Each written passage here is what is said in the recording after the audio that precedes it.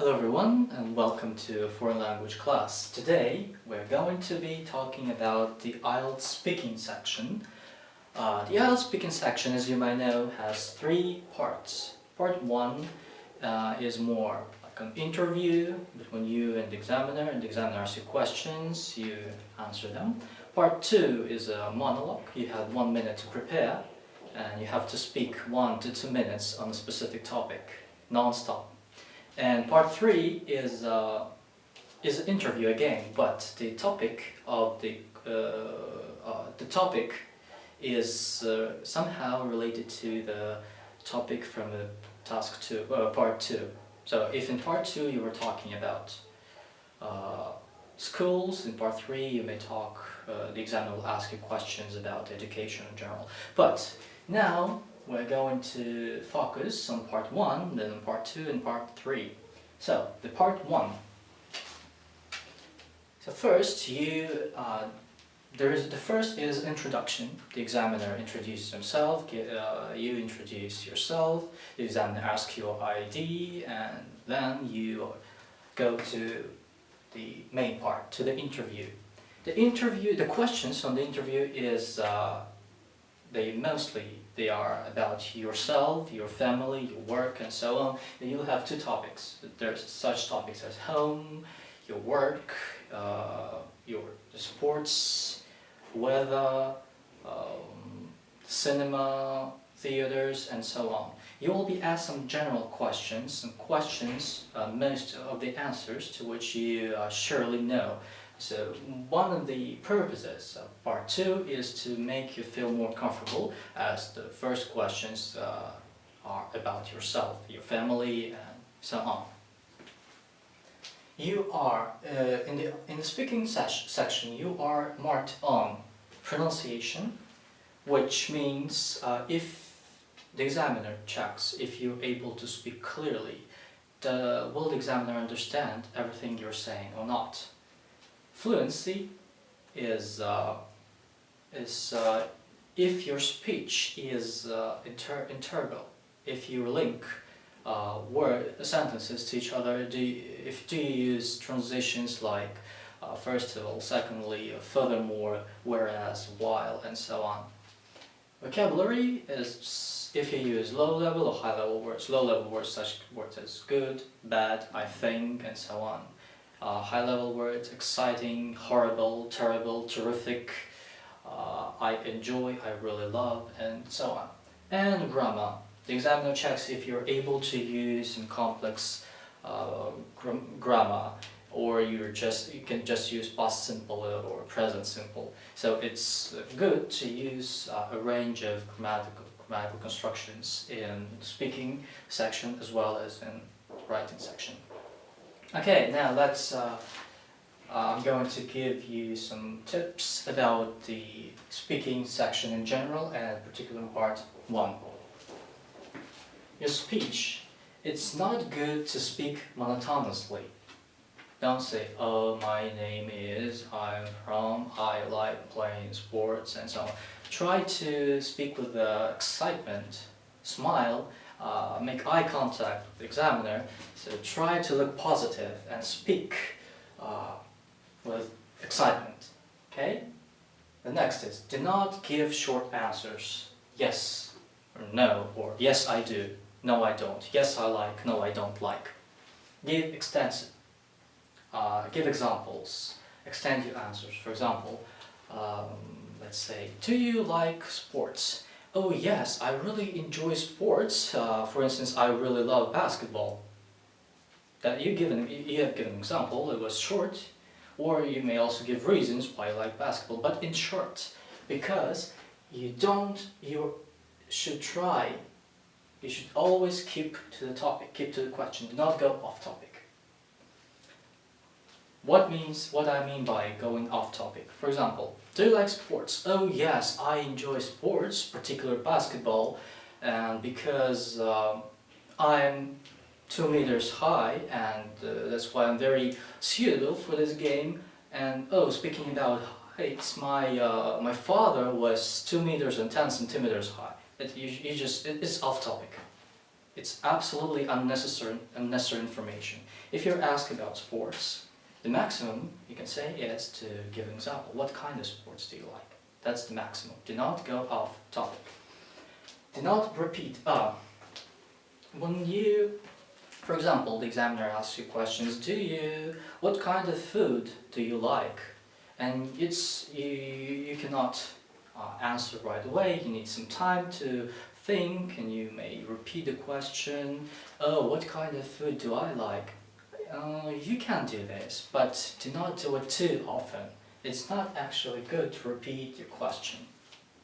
Okay? Then, do not say I don't know. For example, do you like shopping? I don't know. It's the worst answer you can give. Even if you don't know, for example, if you are asked to describe, let's say, to describe your favorite book, don't say I don't have any favorite books. Even if you don't, try to make up something, or even lie, or tell your friend's story, not a story of your own. You have to talk, you have to speak. That's the purpose of the speaking section. If you don't know what to say, try to make up something. It's okay even if you lie. Okay? Do not answer I don't know.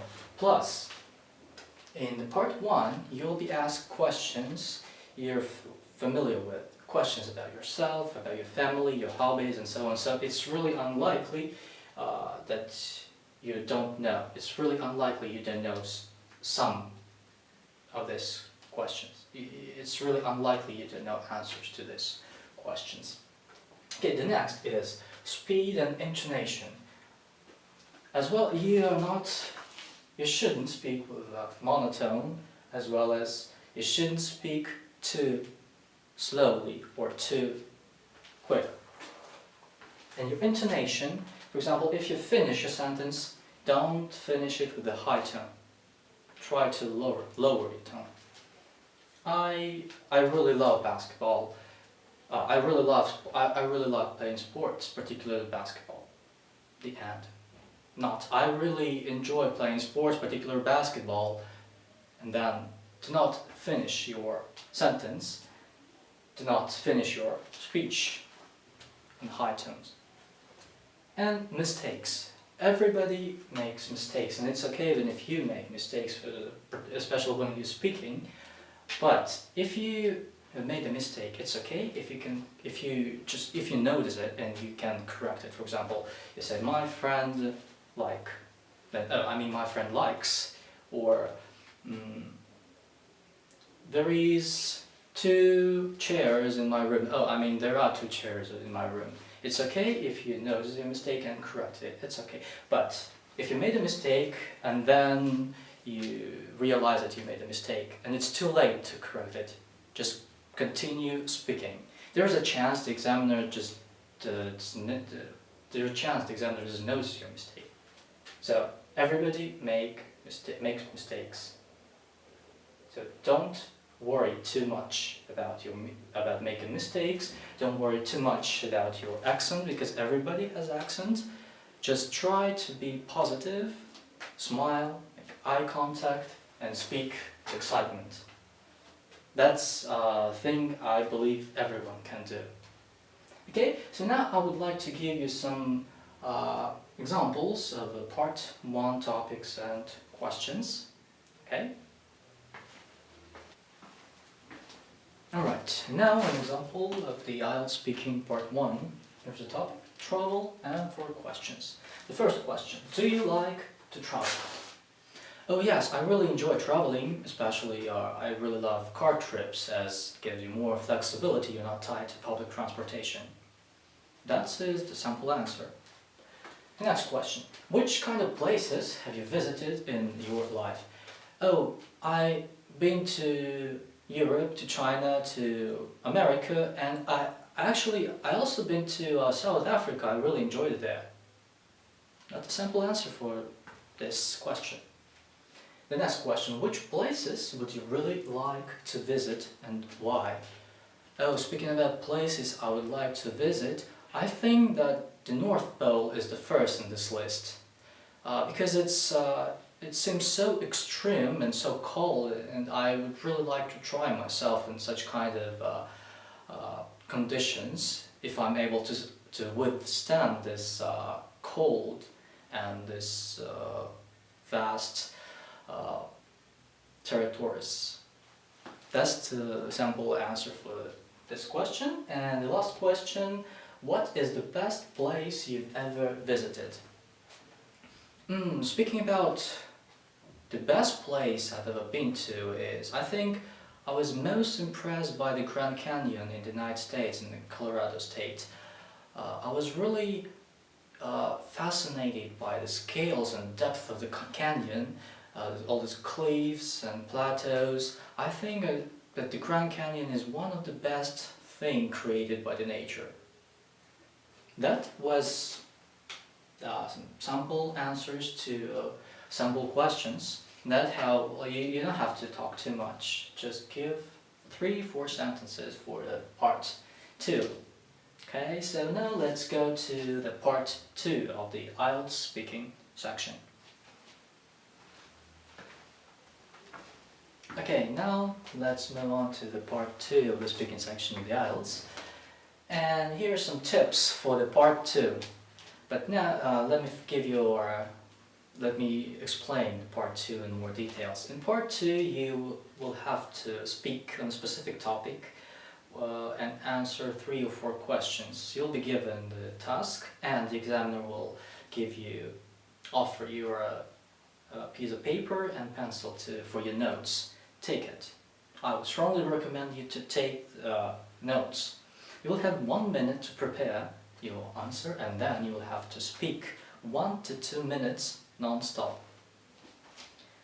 First, take notes, but do not write too much. Don't write full sentences. Write keywords, and I would recommend you to use high-level words or even idioms as your keywords. Okay. The next is you have to answer each question. Means that it's not a good idea to focus on one question. For example, even if you cannot speak much on a specific question, say 1-2 sentences on this topic and then go back to the question. You can talk and talk. Alright? So answer each question. Do not skip them. The next is you have to expand your answers. Give examples or use senses. Use your personal experience or make up something or tell your friend's story, as in part 1 as I was talking about. Do not say I don't know, even if you don't know, even if you don't have such experience. Use somebody else's experience. Maybe you have read an article before that on the topic, so say at least something. It doesn't matter if it's true or not. Use senses. When you describe something, it's okay to give your own perception of things. For example, if you're describing a food, or tell the examiner how did it taste like. If you're describing a place, tell how it looked like. Or if you went to a new concert hall, you can tell how did it sound like, or how did it felt like. If you were talking about something tangible that you can touch. The next is organize your speech. As in the writing, it's good to have structure. Introduction, main body, and conclusion. In the introduction, you basically, again, you rephrase the task. I would like to talk about a piece of art that impressed me the most, and then start. In the conclusion, you may say something.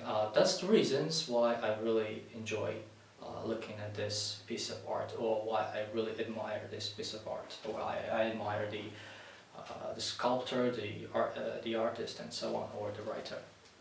The next is, do not try to memorize the answers, as the topics and the questions may differ from time to time, from test to test, and it's not good to memorize your answer, because if the examiner finds out that you're telling something from your memory, you will get lower mark. You may read some texts to prepare for the part 2, but do not memorize. Do not learn it by heart. Okay, it's not a good idea. Plus, if you stumble somewhere, and you will feel trouble continuing your speech. It's not good. Then again, vocabulary: low level, and high level words. As I mentioned before, taking notes, try to write keywords, and it's really good if your keywords are high level words, and then you can include them in your speech as you speak. And the last one, as in the same as in the task 1, do not go off topic. It's very important, because you have to answer each question and stay within the topic. Alright?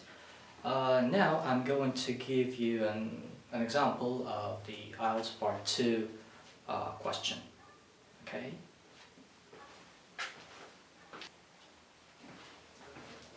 Okay, now is IELTS Speaking Part 2 example. And first, describe a job you have done. You should say, how did you got the job, what the job involved, how long you lasted, and how well you did the job. Let's try to take notes. What you are going to say. As you remember, I strongly recommend you to take notes. Okay, how you got the job. Let's say, let it be my friend. What the job involved. It's totally, it's not my story, it's totally made up story.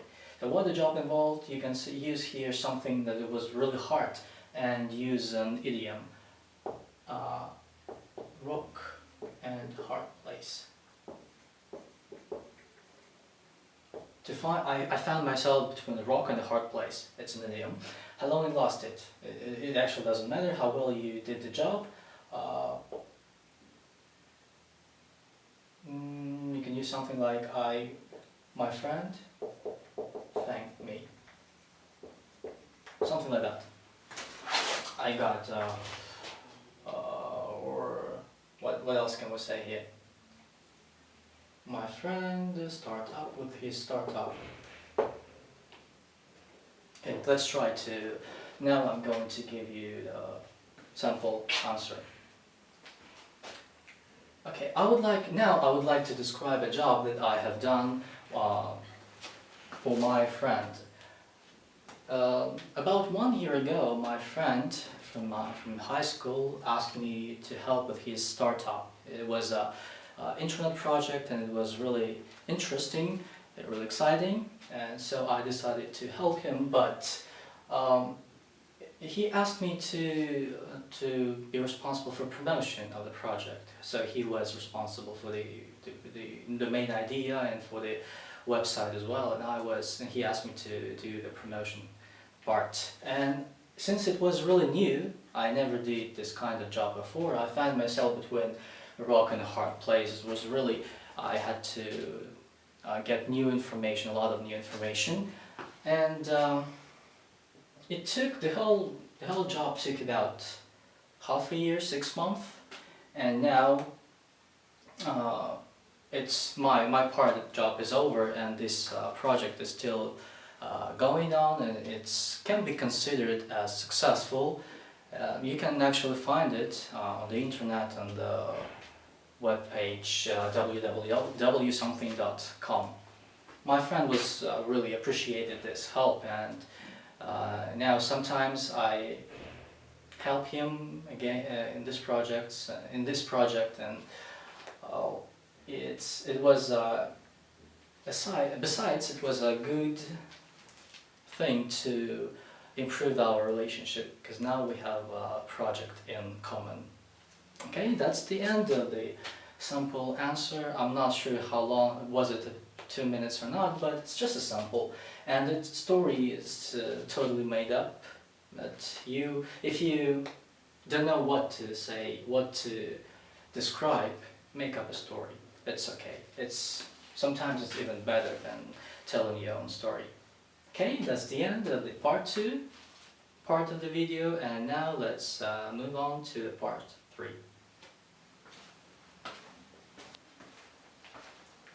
Alright, now the part 3, the last part of the IELTS speaking section. I'm not going to give any tips and recommendation in part 3, as the same recommendation for the part 2 and part 1 apply to part 3.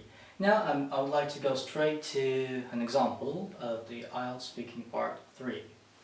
So the topic is environment, and we have 4 questions here. The first is water pollution a problem in your country? What are some of the causes of water pollution? What can individuals do to try to ensure water is kept clean? And do you think problems with the cleanliness of water will improve in the future? So now I'm going to give some sample answers to these questions. Okay, question number 1. Is water pollution a problem in your country? I believe that water pollution is a global problem, and Russia is not an exception.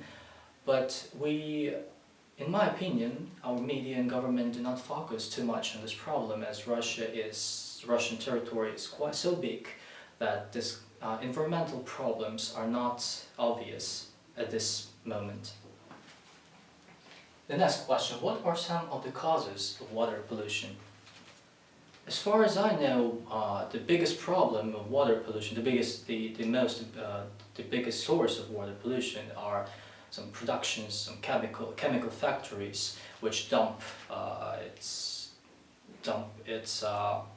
wastes into sewage, into water, not without proper cleaning. Okay, what can individuals do to try to ensure water is kept clean?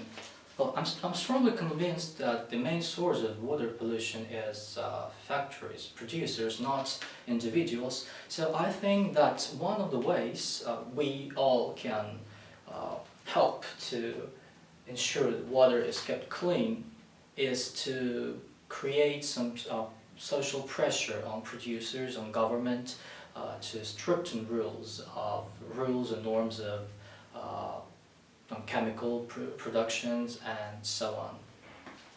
And the last question, do you think problems with the cleanliness of water will improve in the future?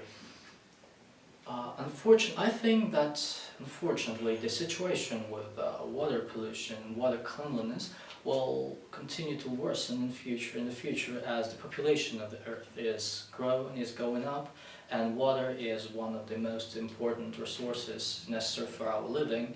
So I think that the situation will even become worse in the future. Okay, that was the sample answers to these questions. If you have any questions about the IELTS speaking section or in the IELTS in general, feel free to contact me. Thank you for your attention. Goodbye.